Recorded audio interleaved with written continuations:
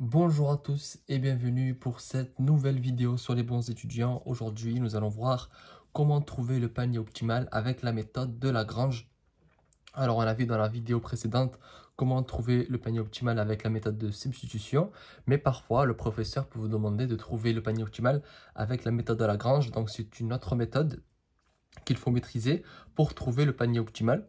Donc, si vous ne savez pas c'est quoi le panier optimal ou bien que vous avez des doutes sur tout ce qui est sur le choix optimal, j'ai fait plusieurs vidéos dans la playlist Microéconomie S1. Allez voir ces vidéos, elles pourront sûrement vous aider. Dans cette vidéo, elle va se composer de deux parties. Donc, on va tout d'abord voir le modèle de la méthode de Lagrange, juste voir comment on construit la fonction. Et puis, juste après, on va faire un exemple avec une fonction d'utilité et on va trouver le panier optimal au fur et à mesure. On verra toutes les étapes qu'il faut pour trouver le panier optimal. Donc, avant qu'on commence, je vous rappelle qu'il y a en description plusieurs liens, plusieurs bons plans pour gagner de l'argent et pour en économiser. Allez voir ça, c'est en description. Ça va sûrement vous intéresser. Donc, commençons la méthode. Alors, à l'équilibre, la fonction de Lagrange, c'est un grand L. Donc, L pour Lagrange. Et elle dépend de trois variables, donc de x et de y. Donc, le bien x et le bien y. Et de delta, si je me trompe, ouais, de ça. Et du coup, c'est la fonction d'utilité. Donc, ça là, on vous la donne. Et vous additionnez lambda et m moins m, c'est le revenu. P de x, près de bien x. X, c'est le bien x, moins p de y fois y. Donc, là, il y a une condition de premier ordre. Et c'est sur ça qu'on va se baser, en fait, pour trouver le panier optimal. C'est que la dérivée partielle de la fonction de Lagrange par rapport à x, c'est égal à 0.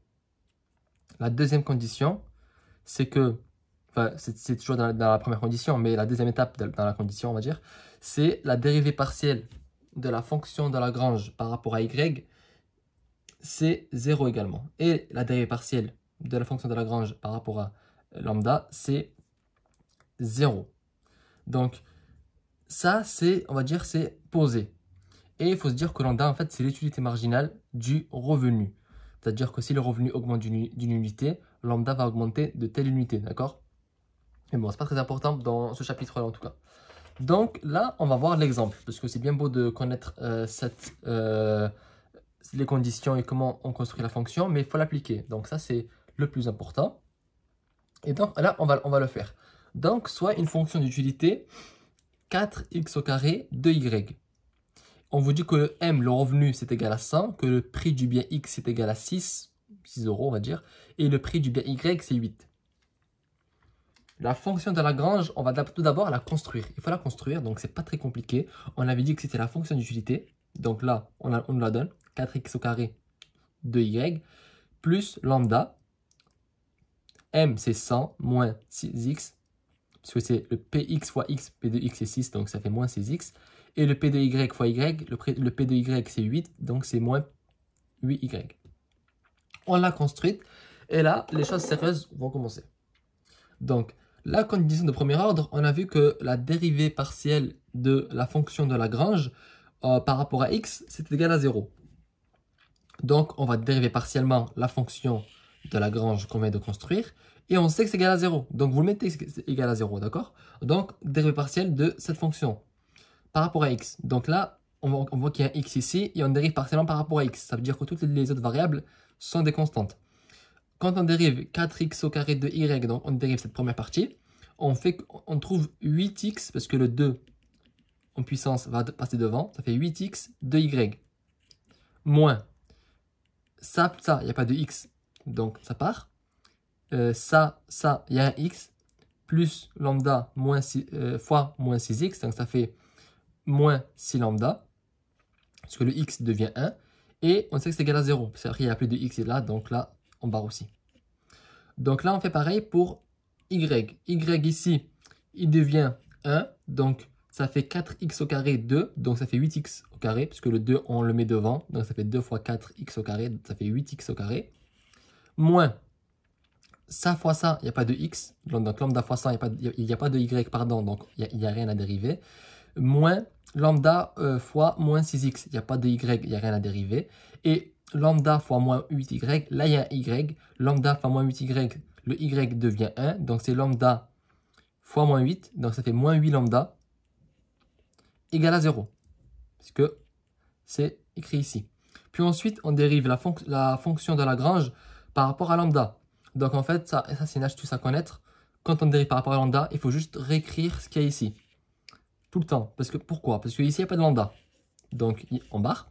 Ici, lambda fois 100, ça fait 100, parce que lambda se transforme en 1, vu qu'on dérive par rapport à lambda, ça fait 100. Ensuite, lambda fois moins 6x, ben, c'est moins 6x, puisque lambda devient 1 aussi. Et c'est pareil pour moins 8y. Donc là, on va dire la base pour trouver le panier optimal. Maintenant, à chaque fois, vous isolez, dans la première et la deuxième équation, vous isolez le lambda. Donc, vous faites passer tout ça de ce côté. Et après, vous avez 6 lambda égale 8x au carré y, puis vous divisez par 6 ici. Et du coup, vous avez lambda est égal à 8x de y divisé par 6. Vous faites la même chose ici. Donc, vous trouvez que c'est lambda est égal à 8x carré divisé par 8.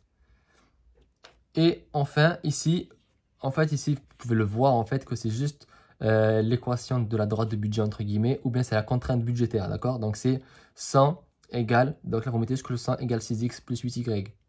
Moins 8y, pardon. Oui, plus 8y, pardon. Donc là, vous avez 3 équations. Mais là, du coup, on a lambda égale 2 choses. Ça veut dire en fait que ces deux choses-là sont égales également. Donc, c'est pour ça qu'on dit de 1 à 2, fait de 1 et 2, comme vous voulez. On dit que ça et ça, c'est égal. Parce que si ça et ça, c'est le même lambda, donc on sait que lambda c'est égal à ça. Ça veut dire que c'est égal à ça aussi.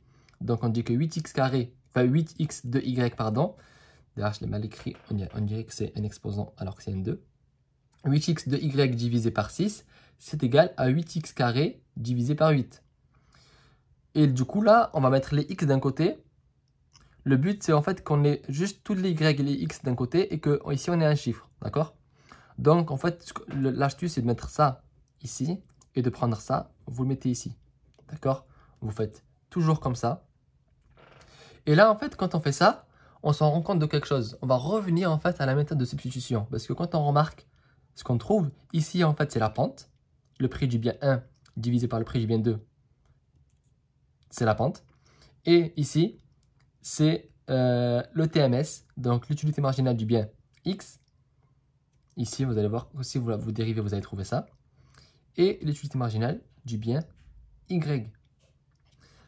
Ensuite, maintenant que vous avez ça, là, en fait, c'est vraiment pareil que la méthode de substitution. Donc, c'est-à-dire que ce qu'il faut faire, c'est que là, on simplifie, tout simplement, puisque avant de le faire, on va simplifier ici. Donc, le 8x et le 8 et le 8 ils partent. Le x carré, le x il part, le carré part. Donc là, il ne reste que x. Et il reste 2y sur x égale 6 sur 8. D'accord? Donc, c'est ce que j'ai écrit ici. 2y divisé par x est égal à 6 divisé par 8. Là, on isole le y comme on faisait dans la méthode de substitution, dans la vidéo précédente. Donc, on trouve que y égale à 6x divisé par 16. Bon, là, on voit qu'on peut diviser par 2. Donc, on divise le 6 par 2, ça fait 3. On divise le 16 par 2, ça fait 8. Donc, y égale à 3x divisé par 8.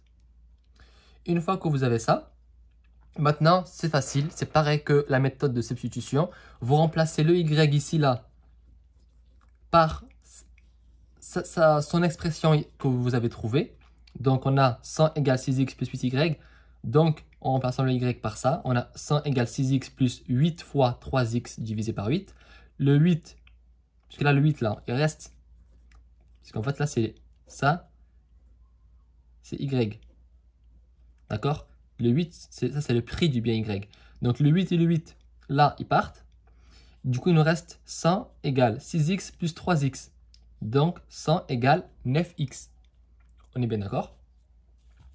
Donc, 100 égale 9x. Donc, x étoile égale à 100 divisé par 9. X étoile, donc, est égal à 11,11. Donc, vous faites ça à la calculatrice et on trouve à peu près 11,11. Donc là, on sait que dans le panier optimal, le x est égal à 11,11. Là, il faut qu'on trouve le y. Mais le y, on avait dit que c'était y égale 3x fois 8. Donc, en fait, il suffit de remplacer ce x là par la valeur qu'on vient de trouver. Donc, ici, on vient de trouver 11,11. Vous faites 3 fois 11,11 divisé par 8. Et là, vous trouvez à peu près 4,2. Bon, là, j'ai vraiment bien arrondi, mais on trouve un peu moins en fait en réalité. C'est juste que j'ai arrondi. Donc, ça, c'est le panier optimal. Panier optimal. Voilà. Donc, on va faire un rapide résumé pour que vous ne puissiez pas être perdu. Donc, la première chose, c'est de construire en fait la fonction de Lagrange. Donc, en mettant la fonction d'utilité plus lambda fois le revenu moins le prix du bien x fois x moins le prix du bien y fois y. Donc là, vous avez construit votre fonction de Lagrange. Puis, vous dérivez partiellement à chaque fois par rapport à x, par rapport à y et par rapport à lambda. Et on sait à chaque fois que c'est égal à 0. D'accord? Donc, c'est que c'est égal à 0. Et une fois que vous avez fait ça, vous isolez dans les premières équations le lambda. Et ici, vous retrouvez en fait juste l'expression en fait de la droite de budget, donc 100 égale à 6x plus 8y. Et ici, vous avez trouvé les lambda, ces deux expressions. Du coup, vous dites que ces deux expressions, elles sont égales, vu qu'elles expriment la même chose. Ensuite, vous faites passer la valeur qui est en haut, en bas, et le 6, là, vous remettez en haut. Et là, en fait, vous retombez sur le TMS égal à la pente. Ensuite, c'est vraiment de la méthode de substitution qui revient. On fait la même chose, c'est-à-dire que vous isolez le y. Le y, vous l'injectez dans cette équation. Vous allez trouver au fur et à mesure, avec les simplifications, vous allez trouver le x étoile. Le x étoile, vous allez l'injecter dans l'expression de y pour trouver y étoile. Et vous dites que le panier optimal, c'est le x étoile et le y étoile que vous avez trouvé précédemment. Donc voilà, j'espère que cette vidéo vous a plu et qu'elle vous aura aidé.